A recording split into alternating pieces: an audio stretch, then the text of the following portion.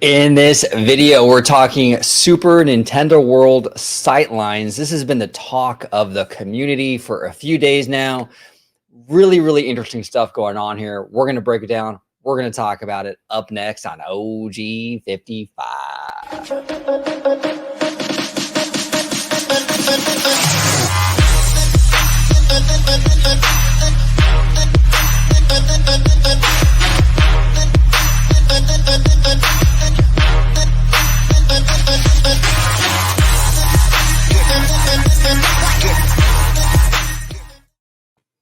Welcome aboard to another episode of OG 55. So today we are talking about Super Nintendo World, but more specifically those sightlines, right?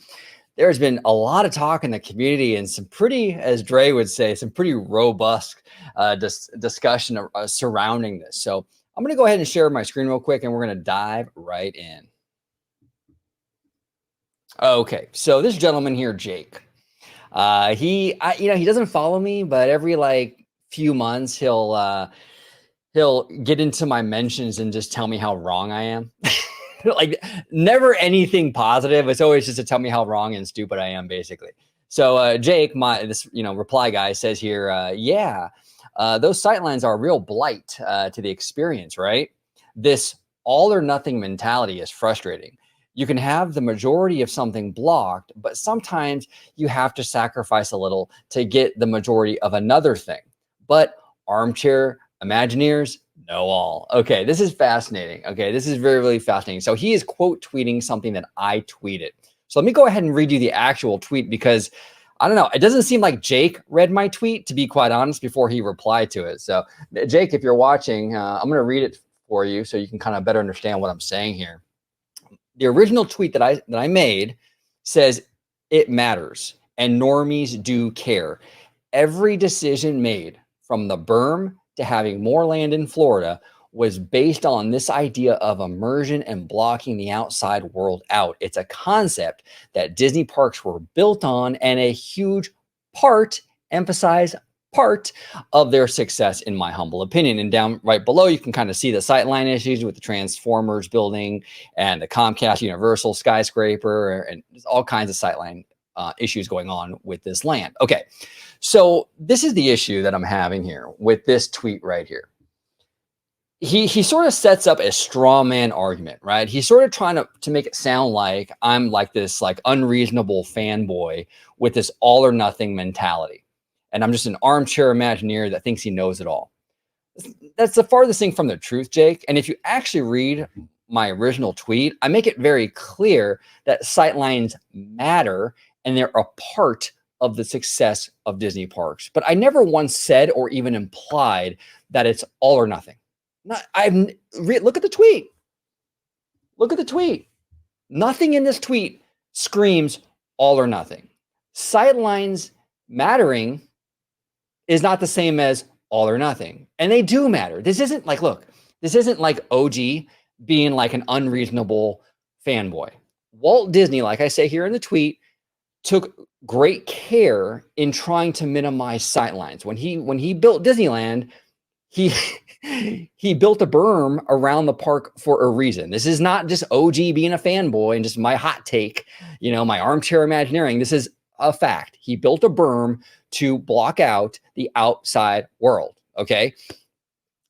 When he was coming up with the Florida project and the designs for that, the whole thing about the Florida project is he wanted to have enough land so he wouldn't have the same sightline issues that Disneyland has. Okay, this was a huge concern for Walt Disney. And when Jake gets up here and tries to make it sound like this is some sort of just fanboy nitpicking, like sightlines don't really matter, and just, oh, look at these crazy fanboys. In my opinion, I think that's pretty disingenuous. I mean, look, Walt Disney, when he was creating Disneyland, understood the value in blocking out the outside world and immersing your guests in these experiences. Okay. Now, Jake is correct that it's never going to be perfect. And I've never suggested in my tweet that it would be. You're always going to have maybe some element of sightline intrusions into your park, into your land. That's a given. And no one is suggesting otherwise. Okay. But when it comes to Super Nintendo World, In my opinion, I think they could have done a better job at blocking some of these intrusions out. Okay. Look, this land, there's a lot to love in here. There is a lot. I'm not just making this video to crap all over Super Nintendo World. The Toad Cafe, Toad restaurant is incredible. I mean, that restaurant alone is enough for me to buy a ticket and go to Universal and check it out. I love it. With the windows that are kind of like Trader Sam's with the animation, it's beautiful inside. Absolutely beautiful. Disney level quality. Okay, absolutely 100%. But that doesn't mean that I have to love every single aspect of that land. That doesn't mean that as a fan, it's wrong of me to suggest that there's elements of the land that maybe don't work quite as well. Okay. And the sightline issue, I think, is an issue. Okay. It's very, very much an issue. So go on and share more tweets here. I replied, I said, I don't think normies get mad over these things, but I do think it does impact their perception of a themed experience, even if subconsciously, right? So this is what I'm trying to say here is that I don't think, because Jake is trying to say like, guests don't care. Okay, maybe consciously they don't care, but subconsciously it does make an impact. And like I said, Walt Disney understood that. So this is not OG just being a nitpicky, unreasonable fanboy. Walt freaking Disney understood this, okay? But here's the thing. When they go into a land, right, they're not going to be like, oh gosh, I can see the Comcast building. I'm going to get a refund on my ticket. No, they're not going to do that. And no one is suggesting they're going to do that. But what does happen is you go into a land and you start to see the skyscrapers and the things kind of bleeding into the land, and it takes you out of it a little bit, right? It does. It takes you out of the experience a little bit. Okay. And it does affect your perception of this themed environment. Okay. Best way I can kind of describe this is sort of like if you have, like, let's say 2 Mexican restaurants. Okay. One Mexican restaurant makes fantastic chicken quesadillas. They are absolutely incredible. This other Mexican restaurant makes chicken quesadillas that are not so great. Okay. Technically, both of them have technically the same ingredients. I mean, hey, they both have tortillas and cheese and chicken, right? But why does this one taste so much better than this one? It's the ingredients, right? It's the ingredients, the way you cook it, all that stuff that plays into it. Stuff that maybe as a customer, you don't necessarily see or even are aware of, but the end product for some reason is just better, right?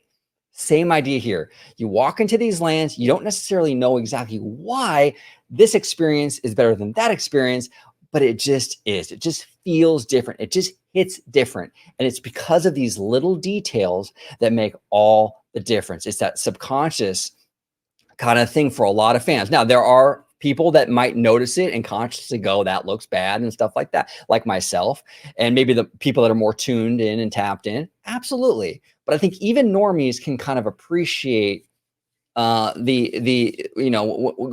into a place that really does immerse you 100% or very, maybe not even 100%, even at like 95%, right? I think normies can appreciate that.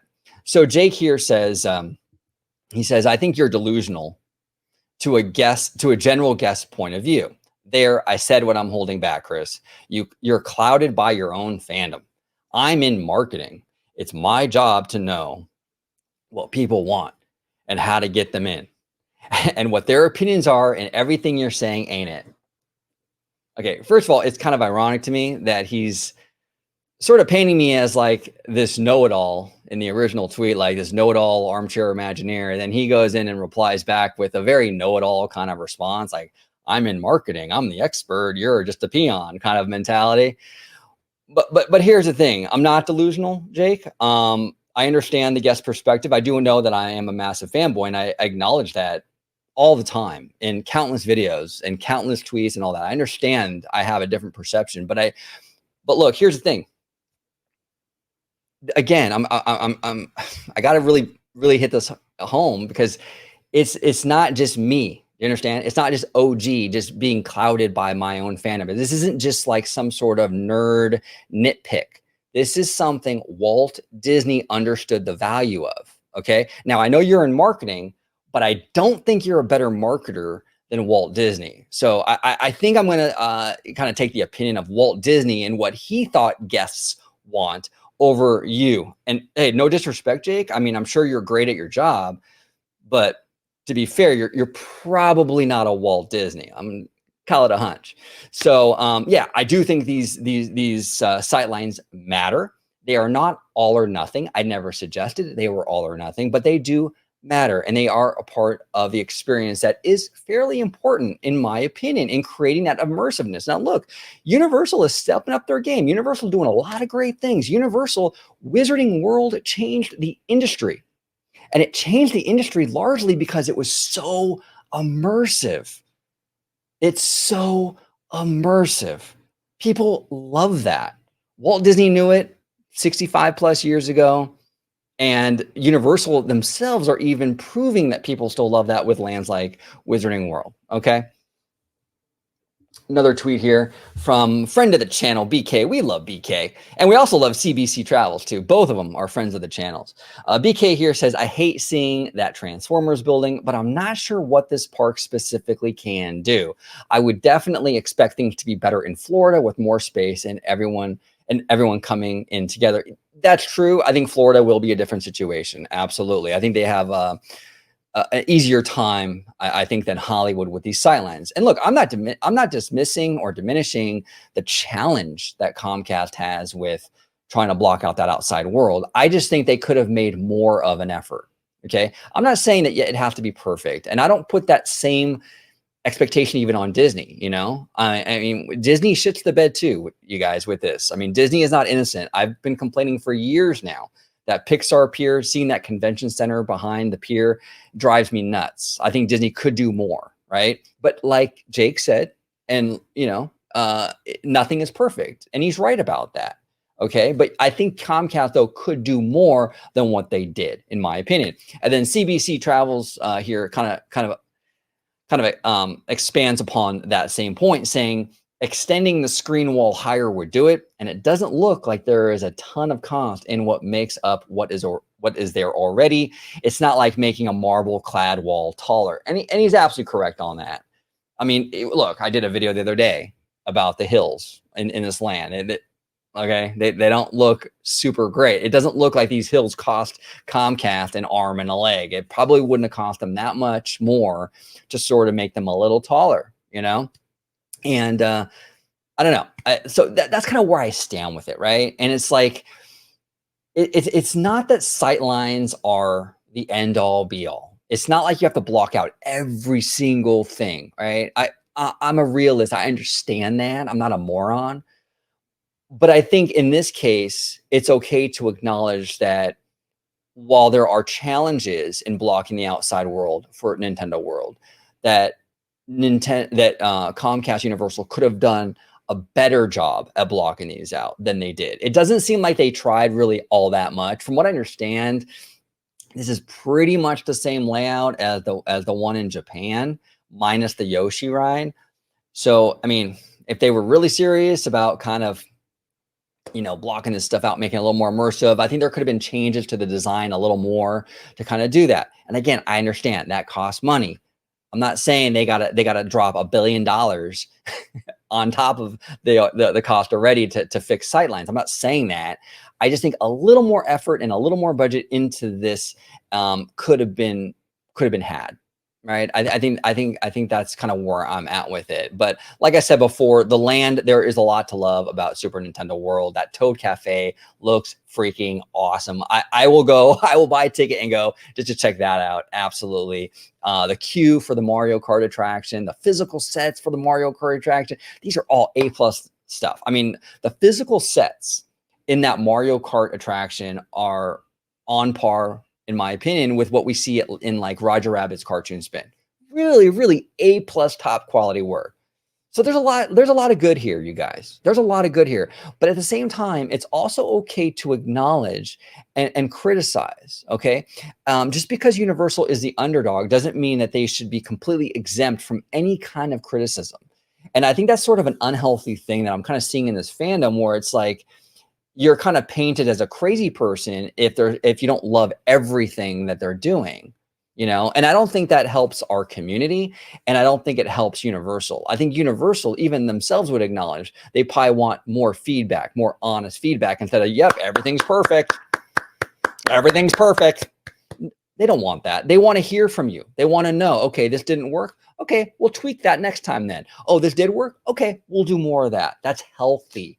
Okay, just dismissing people's concerns and just labeling them all as nitpicky, crazy fanboys isn't great. And look, hey, I'm the first one to criticize the fan community, but I do think there should be a place in this conversation for some criticism, and I think that's okay. I absolutely think that's okay. But I want to know what you all think about these sightlines. Do they bother you? Do they not bother you? Are you kind of like thinking like, well, they bother me, but they're not the worst? Where are you where do you stand with this? I would really, I'm really curious as to where my audience, where you all stand with these sightlines, because it is an issue with this land for sure. But hey, there is a case to be made that, what can Universal really do, right? I don't know. Some fans say they did their best. I think they could have done a little better, but I want to know what you think. Down below, comment. Thank you all so much for watching OG55 and supporting the channel. We love you all. This community is amazing. And as always, have a wonderful day.